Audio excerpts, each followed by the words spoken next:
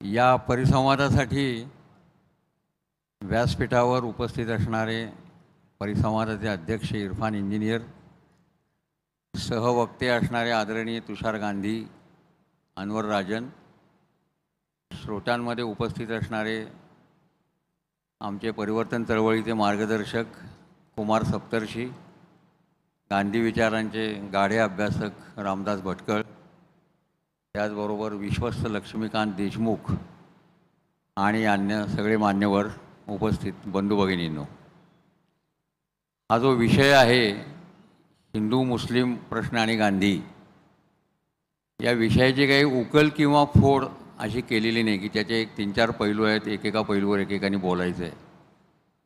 पण संयोजकांनी जरी तशी उकल केली नसली तरी मी खेलापतीच्या पैलूवर बोलावं असं मनात ठेवून या परिसंवादाकडे पाहतो आणि त्या दृष्टीनं माझ्या विवेचनाला मी आरंभ करतो. गांधीजींचं भारतात आगमन जे झालं ते 1915च्या आसपास. 1915पर्यंत बऱ्याच गोष्टी हिंदू मुस्लिम संबंधामध्ये घडून गेलेल्या होत्या. एका बाजूला ब्रिटिशांनी आरंभकाळामध्ये त्यांच्या राजवटीच्या मुस्लिमांवर अविश्वास सतत दाखवला होता आणि हिंदूंना जवळ करण्याचं एक धोरण होतं. ते धोरण साधारणतः 1800 हळूहळू बदललं. चळवळींना पाठिंबा देणं, त्या प्रकारची नीती अवलंबणं, या प्रकारचं राजकारण 19व्या शतकाच्या अखेरीला सुरुवात झालं असं दिसतं. त्याच्यामधून 1906ला मुस्लिम लीगची स्थापना झालेली आहे. त्याच्या पुढच्या काळात हिंदू महासभेची स्थापना 1914ला झाली आहे. राष्ट्रीय स्वयंसेवक संघाची स्थापना 1925ला झालेली आहे.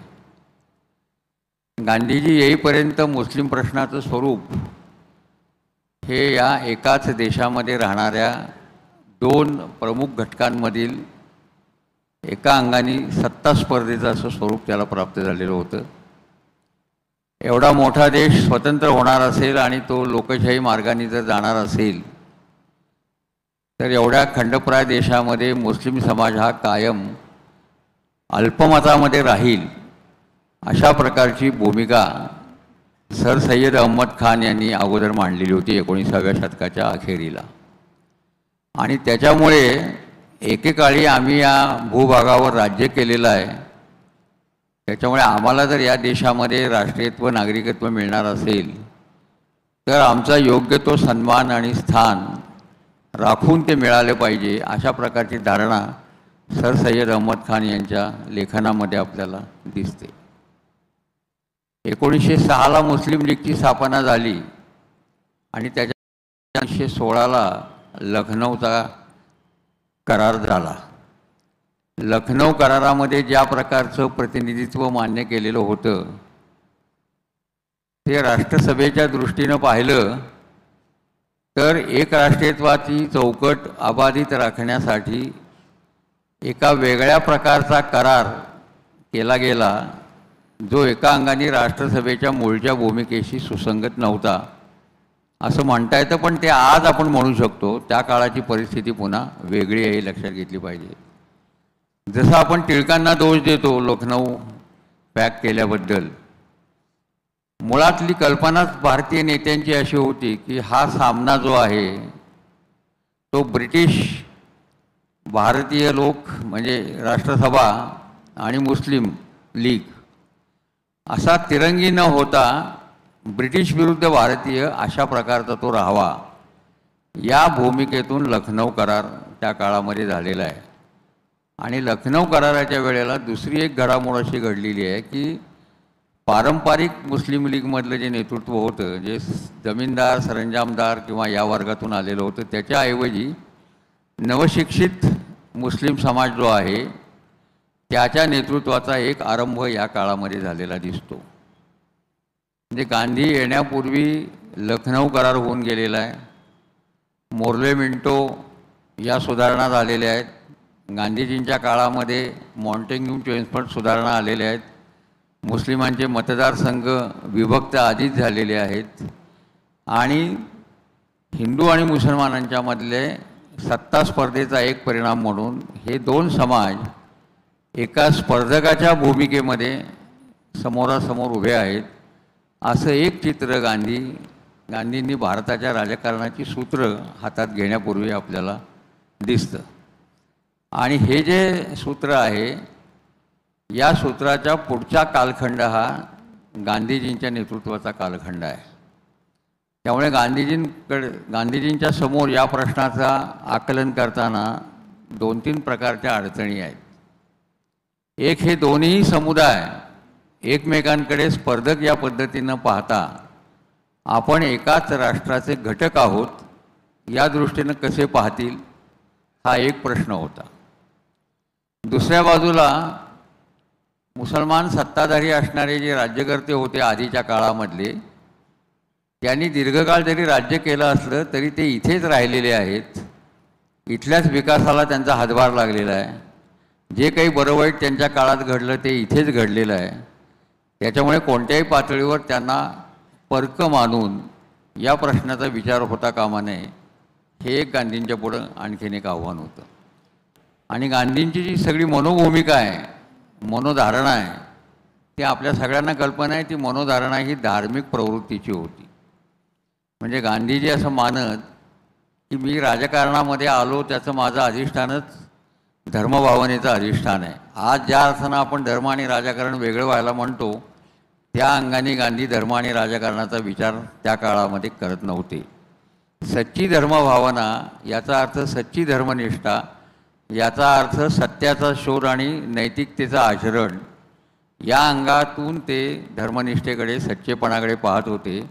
आणि हा सच्चेपणा जर हिंदू आणि मुस्लिम या दोघांच्याही धर्मपालनामध्ये आणि त्याचं अधिष्ठान जर त्या दोघांच्या राजकारणाला मिळालं तर त्या राजकारणामध्ये तो आला तर या देशातला हिंदू मुस्लिम प्रश्न हा त्या काळामध्ये वाटत होता तितका तीव्रपणे एकमेकांना स्पर्धक म्हणून पाहण्याचा असणार नाही, अशी गांधीजींची एक धारणा आपल्याला त्या काळामध्ये झालेली दिसते.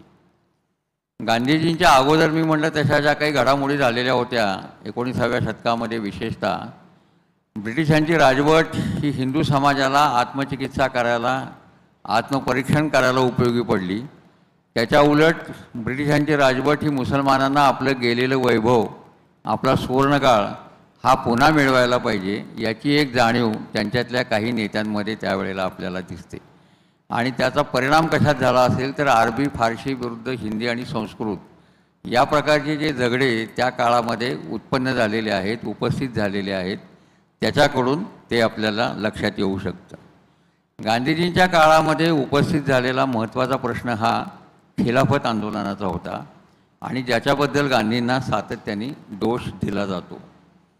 ती साधारणतः एका व्यापक आणि प्रादेशिक राष्ट्रीयत्वाच्या बैठकीचं अधिष्ठान राष्ट्रसभेच्या चळवळीला असताना गांधीजींनी खिलाफतीच्या प्रश्नाला हात घालून एक कडवी आणि धर्मनिष्ठ चौकट त्याला पुरवली, अशा तऱ्हेचा आक्षेप काही मंडळींनी मांडलेला आहे. तो अर्थातच खरा नाही. दुसरा आक्षेप जो त्यांच्यावर होता तो मुस्लिम अनुनयाचा होता.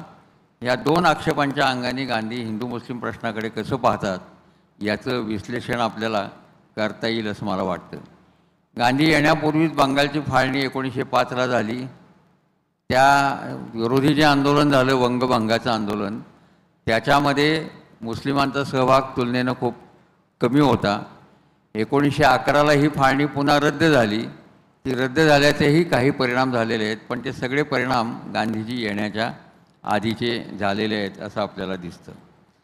1916च्या लखनौ करारानंतर, लखनौ करारामध्ये जरी लोकसंख्या आणि प्रतिनिधित्व याचा समतोल दिसला नाही आणि मुस्लिमांसाठी निम्म्या जागांची तरतूद करण्याचा जरी काही ठिकाणी प्रयत्न झाला तरीही त्याचा एक असमाधानकारक असा प्रवास त्याच काळामध्ये झालेला होता. विशेषतः पंजाब आणि बंगालमध्ये या प्रतिनिधित्वाच्या संख्येवरून असंतोषही निर्माण झालेला होता. दरम्यानच्या काळामध्ये जागतिक घडामोडी ज्या झाल्या त्याच्यामध्ये तुर्कस्तानचा प्रश्न आणि तुर्कस्तानचा सम्राट, तोच तुर्कस्तानचा खलिफा अशा भूमिकेत असल्यामुळे भारतीय मुसलमानांची एक भावनिक गुंतवणूक त्या काळामध्ये तिकडे झालेली दिसते.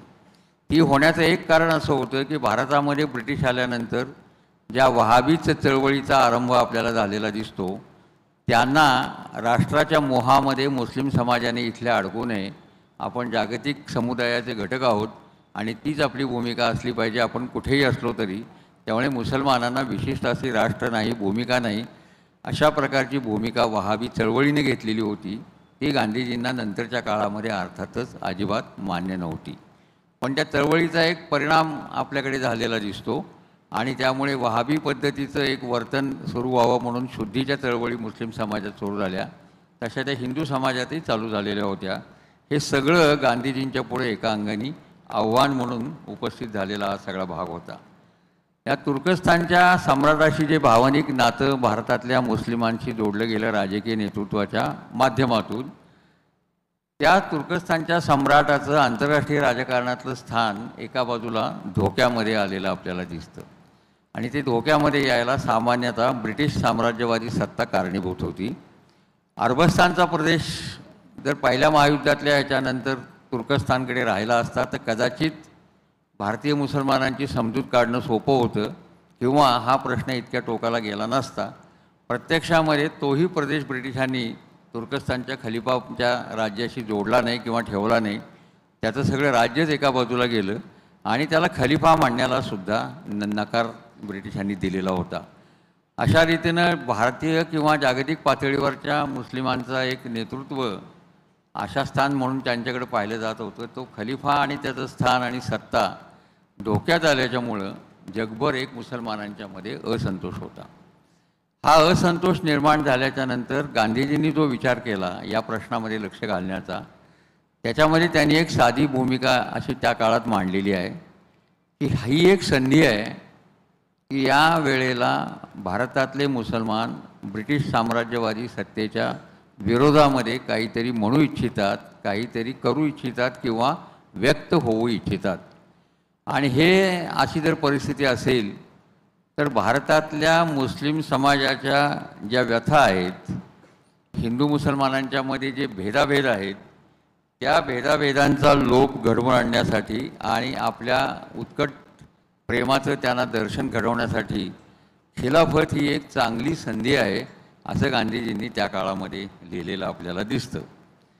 अलीकडे 1989 साली बी आर नंदा नावाचे जे प्रसिद्ध इतिहासकार आहेत त्यांचं पॅन इस्लामिझम आणि या मुवमेंट्सवरचं एक मोठं पुस्तक प्रसिद्ध झालं. त्याच्यामध्ये अनेक कागदपत्रांचे बारीक सारीक उल्लेख आहेत. त्याच्यामध्ये हे विधान आपल्याला सापडू शकेल. या पद्धतीनं प्रश्न तर तयार झालेला आहे, असंतोष तर दिसतोय, परंतु हा असंतोष यासाठी हाताळला पाहिजे की याच्यातून हिंदू मुस्लिमांची एकजूट व्हायला पाहिजे.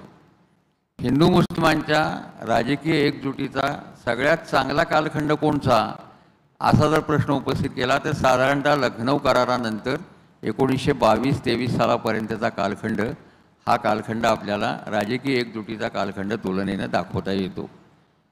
लक्षात घेण्यासारखी हीच गोष्ट आहे की या कालखंड संपल्याच्या नंतर 1922-23 पासून 1937 सालापर्यंत फुटीर राजकारणावर विश्वास असणारे किंवा आधी धर्मनिष्ठ राजकारण करून एक राष्ट्रीयत्वाचं राजकारण करणारे जे घटक होते, जे नंतरच्या काळात द्विराष्ट्रवादाकडे वळले, ते सगळे क्रमाक्रमानं काँग्रेसमधून 37 सालापर्यंत बाहेर गेले असे एक चित्र दिसतं. म्हणजे गांधीजींनी मुसलमानांचा अनुनय केला याला एक परस्पर उत्तर या अंगाने आहे की 1922-23 ते 1937च्या काळामध्ये हा सगळा नेतृत्वाचा जो वर्ग होता तो काँग्रेसच्या बाहेर गेलेला आहे.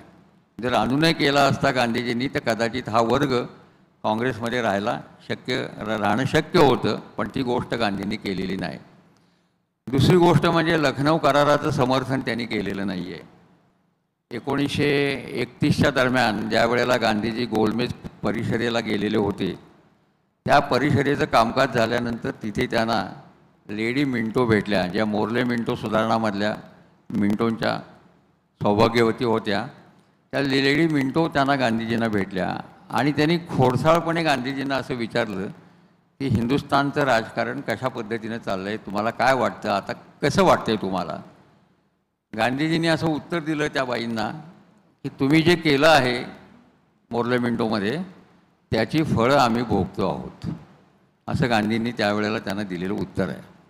त्याच्यावर त्या गांधीजींना असं म्हणाल्या तुम्ही जरी असं म्हणत असलात तरी आम्ही जे केलं त्यातला तुमच्यातल्या जाणत्या माणसांचा पाठिंबा होता. त्या बाईंचा रोख गोपाळकृष्ण गोखल्यांच्या राजकारणाकडे होता. कारण असं म्हटलं जातं की 1916चा लखनौ करार बघायला गोखले नव्हते, 15लाच ते गेले. पण याची कल्पना त्यांना होती, परंतु ते बेसावध राजकारणी असा गोखल्यांचा उल्लेख त्यावेळच्या कागदपत्रामध्ये आपल्याला दिसतो. आणि त्यांना ह्याची कल्पना होती असं त्यांनी म्हटल्यानंतर गांधीजींनी उत्तर दिलं की कधी कधी जाणत्या माणसांच्या हातून सुद्धा अजाणतेपणानं चुका होतात, असं गांधीजींनी त्यांना उत्तर दिलेलं आपल्याला दिसतं. म्हणजे 16 नंतर लखनौ कराराचं समर्थन त्यांनी केलेलं नाही. ही सगळी मंडळी काँग्रेसमधनं क्रमाक्रमानं बाहेर पडलेली आहेत.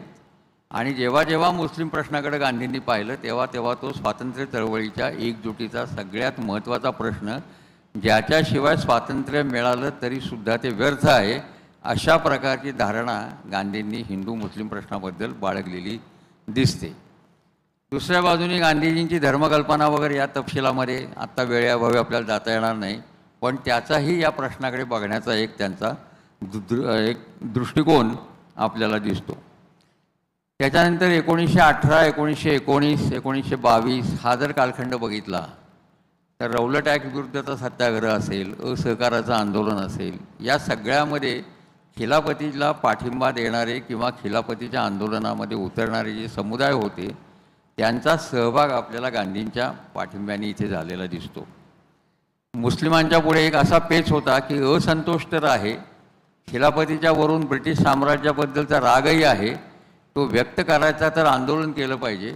पण आंदोलन करण्यासाठी त्या काळामधल्या कुठल्याही मुस्लिम नेत्यांकडे त्या प्रकारची विजन, ज्याला आज म्हणतो आपण, अशी विजन नव्हती. उलट गांधीजी दक्षिण आफ्रिकेमधली मोठी आंदोलनं यशस्वी करून भारतामध्ये पुन्हा आलेले होते. सत्याग्रही आंदोलनांची त्यांची तिथे मानसिक तयारी झालेली होती, प्रशिक्षण झालेलं होतं. आणि त्याच्यामुळे भारतात एखादा लढा उभा करायचा असेल तर त्याला सगळ्यात लायक नेतृत्व त्या काळामध्ये महात्मा गांधीजींचं होतं. हे ज्यांना माहीत होतं ते अली बंधू मोहम्मद अली आणि शौकत अली या दोन्ही बंधूंना ते माहीत होतं. 1918ला ज्या वेळेला पहिल्या महायुद्धाचा शेवट झाला आणि खलीफ आणि तुर्कस्तान याच्यामधला संघर्ष तीव्र झाला, खलिफाचं पद गेलं, तुर्की सम्राट गेले, अशा वेळेला मोहम्मद अलीनी त्यावेळचे व्हॉइसरॉय जे होते 1918 साली त्याने एक पत्र लिहिलेलं आहे. आणि त्या पत्रामध्ये ते असं म्हणतात की तुम्ही जे काही खलिफाचं किंवा तुर्कस्तानचं केलेलं आहे त्याच्यामुळे हिंदुस्थानातल्या मुसलमानांच्या पुढे आता फक्त 2च पर्याय शिल्लक राहिलेले आहेत. एक पर्याय म्हणजे आम्हाला असा आहे की आम्ही इथून हिजरत करावी, म्हणजे पळून जावं, अशा प्रकारचा एक पर्याय आहे. आणि दुसरा पर्याय आमच्यापुढे तुम्ही ठेवला आहे तो आम्ही जिहाद करावा, या प्रकारचा पर्याय आहे. आता पळून जाणं तर शक्य नाही, हिजरत शक्य नव्हती. जिहाद करायचा आणि जिहाद पुकारायचा ब्रिटिश साम्राज्याच्या विरोधात, तर आंदोलन केलं पाहिजे आणि आंदोलन करायचं तर नेतृत्व पाहिजे. अशा वेळेला गांधीजींच्याकडे ही मंडळी गेली आणि त्यांनी सल्ला विचारला, आंदोलनाला सहभाग द्याल का, आंदोलनाचं नेतृत्व तुम्ही घ्याल का. हे केल्यानंतर गांधीजींनी विचारपूर्वक एक निर्णय घेतलेला आहे आणि गांधीजींनी त्या मंडळींना त्यावेळेला अटी घातलेल्या आहेत की या अटीवर तुम्ही जर चळवळ चालवलीत तर मी तुमच्याबरोबर आहे. आणि त्या अटी कशा महत्त्वाच्या आहेत पहा. जो बहिष्कार आणि याच्या संदर्भातल्या चळवळीमध्ये गांधींनी जो कार्यक्रम केला होता त्या कार्यक्रमामध्ये सहभागाची गांधीजींनी अट घातलेली आपल्याला दिसते. अटी इंटरेस्टिंग आहेत. पहिल्यांदा त्यांनी असं सांगितलं की आंदोलनामध्ये सहभागी होणाऱ्या सगळ्या मुस्लिम बंधूंना या आंदोलनाची, असहकारितेची, खिलाफतीची उद्दिष्ट संपूर्णपणे मान्य आहेत का, हा पहिला प्रश्न त्यांना विचारलेला होता. पुढच्या अटीमध्ये ते असं म्हणाले की पहिल्या टप्प्यामध्ये आंदोलनाच्या तुम्हाला मिळालेले जे पदव्या ब्रिटिश सरकारकडनं मिळालेले जे मानसन्मान आहेत, पदकं आहेत, यांचा तुम्हाला जाहीरपणे त्याग करावा लागेल. म्हणजे एका अर्थानं ब्रिटिश राजवटीनं जी तुमच्यावर मेहरबानी केलेली होती, मानसन्मान, पदव्या किंवा पदकं देऊन, ते तुम्हाला नाकारून ब्रिटिश साम्राज्याच्या आपण विरोधी आहोत हे दाखवून द्यावं लागेल. दुसरी अट त्यांनी घातली होती की तुमच्यापैकी जे सरकारी नोकऱ्यांमध्ये आहेत त्याचा तुम्हाला त्याग करावा लागेल, सरकारी नोकऱ्या सोडाव्या लागतील. तिसरी अट घातली, जी मंडळी सैन्य आणि पोलिसामध्ये आहेत तुमच्यापैकी त्यांनी आपापल्या नोकऱ्यांचे राजीनामे त्यांना द्यायला लागतील. आणि चौथी अट त्यांनी अशी घातली की आंदोलन जसजसं वरच्या टप्प्यावर जात राहील तसतसं तुम्हाला करबंदीचं आंदोलन चालवावं लागेल, कर भरण्याला तुम्हाला नकार द्यावा लागेल. कारण सामान्यतः या चळवळीचं नेतृत्व मुस्लिम कार्यकर्त्यांनीच करायचं आहे. मी तुमच्याबरोबर आहे, चळवळ मी चालवणार नाही, चळवळ तुम्हाला चालवायची आहे, पण या अटी मान्य असतील तर मी तुमच्याबरोबर आहे. या गांधींनी स्वच्छ अटी घातलेल्या आहेत. यातल्या कुठल्याही अटीमध्ये आपण असं म्हणू शकत नाही की गांधींनी मुस्लिमांचा अनुनय केलेला आहे. आता गांधीजी खिलाफतीमध्ये का पडले असा एक खोचक प्रश्न वारंवार उपस्थित केला जातो. एक तर पहिले लक्षात घ्यायला पाहिजे की खिलाफतीच्या प्रश्नाची निर्मिती गांधीजींनी केलेली नाही. खिलाफत हा गांधींचा इश्यू नाही, गांधींनी तो निर्माण केलेला नाही. खिलाफतीकडे गांधींनी एक संधी म्हणून पाहिलेली आहे आणि ती संधीसुद्धा कशा पद्धतीनं आहे की अनायसा ब्रिटिश राजवटीमध्ये त्यांनी घेतलेल्या निर्णयामुळे इथल्या मुस्लिम समुदायामध्ये जर खतखत असेल, असंतोष असेल, तर तो असंतोष ब्रिटिश साम्राज्याच्या विरोधामध्ये वळवून भारतातल्या स्वातंत्र्य लढ्यामध्ये मुसलमानांना मोठ्या संख्येनं सहभागी करून घेता येईल का याची एका अंगानं चाचपणी होती. दुसऱ्या बाजूला मुसलमानांच्याबद्दल ज्या पद्धतीचं विचारमंथन हिंदू समाजामध्ये किंवा हिंदू नेत्यांमध्ये चालू आहे त्याच्यामधून एक भेदाभेदाचं वातावरण दूर करणं आणि मुस्लिमांना आम्ही तुमच्याबरोबर आहोत याची जाणीव देणं हे साध्य होऊ शकेल का असा दुसरं एक उद्दिष्ट त्याच्यामध्ये त्यांनी ठेवलेलं दिसते. या सगळ्या काळामध्ये राष्ट्रसभेची भूमिका थोडीशी वेगळी होती. सप्टेंबर 1920 आणि डिसेंबर 1920 या कालखंडामध्ये राष्ट्रसभेची 2 विशेष अधिवेशनं झाली.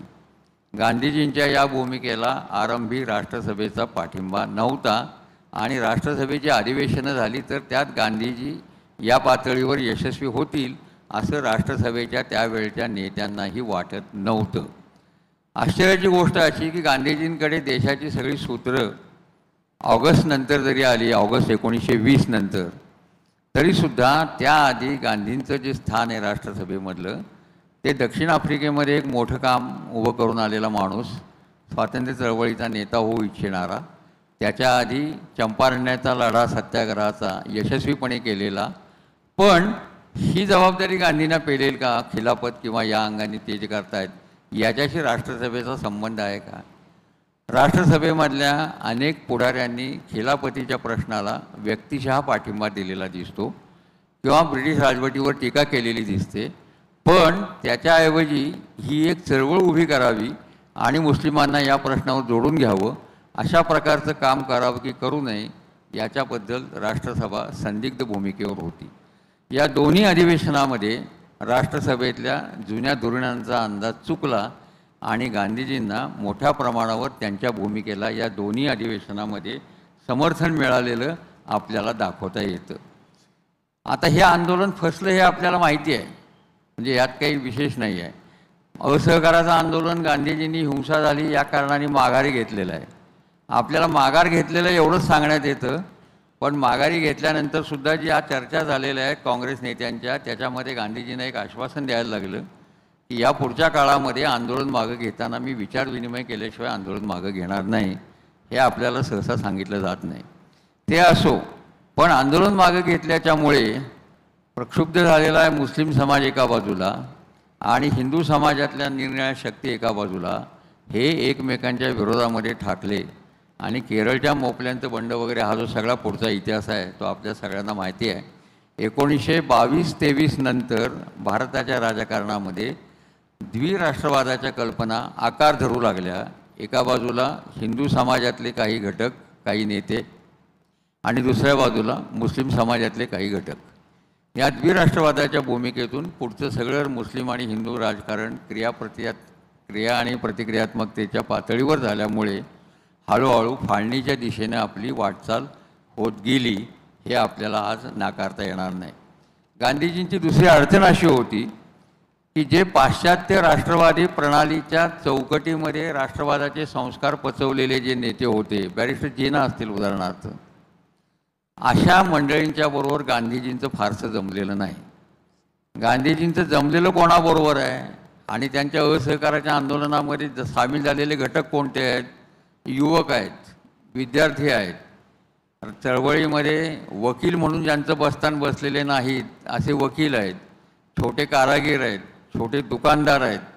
हा जो सगळा मुस्लिम समाजामधला खालचा घटक आहे, इतकंच नव्हे तर त्याच्यामध्ये मौलवींचा सुद्धा समावेश झालेला आहे की छोट्या छोट्या खेळामध्ये काम करणारे जे मौलवी आहेत ते सुद्धा या चळवळीशी जोडले गेलेले आहेत. म्हणजे दुसऱ्या अंगाने जर पाहिलं तर मुस्लिम समाजामधला वरिष्ठ वर्ग, ज्याला अशरफ किंवा या पद्धतीने आपण म्हणू शकतो तो, आणि दुसरा खालचा जो वर्ग आहे, या खालच्या वर्गाबरोबर काम करताना गांधीजींना तुलनेनं जास्त कम्फर्ट वाटलेलं आहे किंवा समाधान वाटलेलं आहे. त्यांच्या आधारावर ही चळवळ पुढे न्यायची असा एक मानस गांधींच्या सगळ्या त्या राजकारणामधनं व्यक्त होताना आपल्याला दिसतो. दुर्दैवानं ते घडलं नाही.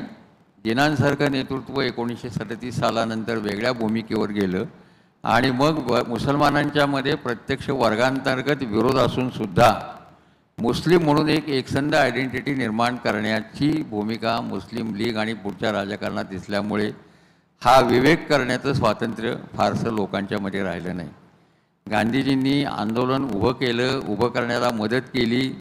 ती मदत करताना अटी घातली, त्याला मुस्लिम समाज त्यांच्याबरोबर सहभागी झाला आणि एका टप्प्यावर मी म्हणलो तसं 1916 ते 22-23चा कालखंड हा हिंदू मुस्लिम एकजुटीचा एक महत्त्वाचा आणि सुवर्ण असा कालखंड दाखवता येतो. त्याच्यानंतर हा कालखंड संपला. त्याच्यानंतर गांधीजींच्या पुढे मुस्लिम प्रश्नाची जी आव्हानं उभी राहिली ती साधारणतः राष्ट्रसभा, त्याच्या भूमिका, ब्रिटिशांशी होणाऱ्या वाटाघाटी याच्यामधून पुढच्या राजकारणाची वाटचाल झाली. तिसरं जे आव्हान गांधींच्या पुढे उभं राहिलं ते दंगलींचं होतं. 1946 साली जिनांनी दिलेला जो डायरेक्ट ॲक्शनचा कॉल होता, प्रत्यक्ष प्रतिकाराचं जे आवाहन केलं, त्याच्यामधून प्रचंड मोठ्या प्रमाणात दंगे झाले. ते दंगे एका बाजूला शमवणं, हिंदू मुसलमानांच्यातली एकजूट परत घडवणं, मुसलमानांना या देशामध्ये एक विश्वास देणं, त्यांच्या जप्त झालेल्या संपत्ती असतील, मशिदी असतील, त्या त्यांना परत करायला लावणं, इथपासून ते पुढे नौखालीपर्यंतची आव्हानं गांधीजींना पेलायला लागलेली आहेत. पण ती आव्हानं पेलताना गांधीजींची क्रमाक्रमानं आंदोलन उभं करण्याची शक्ती कमी होत चाललेली आपल्याला दिसते. त्यांचे सगळे प्रयत्न हे एकांड्या शेलेदाराचे प्रयत्न राहिले. त्यांच्याबरोबर असणारी राष्ट्रसभा या सगळ्या दंगलींच्या काळामध्ये गांधीजींचा उपयोग किंवा वापर हा दंगे शमवण्यासाठीचं साधन म्हणून करू पाहत होते. गांधीजींच्या हिंदू मुस्लिम एकजुटीच्या त्यांच्या भूमिकेमुळं, गांधींच्या या भूमिकेमुळं त्यांना दंगे शमवणं हा सगळ्यात पहिला महत्त्वाचा भाग वाटत होता. या दृष्टीनं हिंदू मुस्लिम प्रश्नाकडे पाहताना गांधीजींना विविध प्रकारच्या आव्हानांचा सामना करावा लागला. त्यांच्यापुढे जे वाढून ठेवलेलं होतं त्याच्यातून त्यांना मार्ग काढावा लागला. इथे कुठेही आपल्याला मुस्लिम अनुनयाचा हे त्यांनी केला असं दाखवता येत नाही. हे या निमित्ताने लक्षात ठेवलं पाहिजे. धन्यवाद.